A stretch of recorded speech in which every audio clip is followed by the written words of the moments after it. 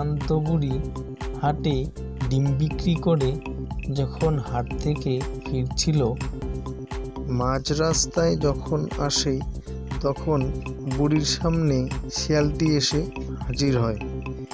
আর শিয়ালটি বলল, এই যে বুড়ি, এবার কোথায় যাবে? তোমার তো মুরগি খেতে দাও না, এবার নয় আমি তোমাকেই খেয়ে ফেলি। কে বাঁচাবে এখন তোমায়? বুড়ি বলল, আমায় খেয়ে তুই কি করবি রে শিয়াল? আমার শরীরে কোনো মাংস নেই, শুধু হাড়গুলো পড়ে রয়েছে, খেয়ে কোনো শান্তি পাবি না।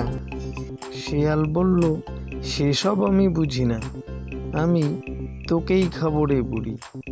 কারণ তোর মুরগি খেতে যখন আমি তোর বাড়িতে যাই, তখন তুই বুড়ি তোর পোষা কুকুর দিয়ে আমাকে তাড়াতে থাকিস। কেমন লাগে তখন আমায়? এবার নে বুঝ, তোকে কে বাঁচাবে এখন? বুড়ি বলল, সত্যি সত্যি তুই আমায় খেয়ে ফেলবি রে শিয়াল? শিয়াল বলল, হ্যাঁ রে বুড়ি, তোকেই আমি খাবো। তখন বুড়ি বলল, ঠিক আছে, বেশ, আমার তাহলে শেষ ইচ্ছেটা পূরণ করতে চাই। শিয়াল বলল, তোমার আবার শেষ ইচ্ছে কি?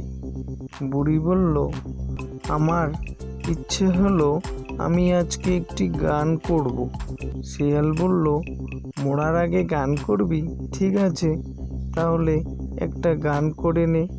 বুড়ি তখন হাউমাউ করে চেঁচিয়ে ওঠে আর বলে, কালো রে তু ভুলু রে তু, কালো রে তু ভুলু রে তু।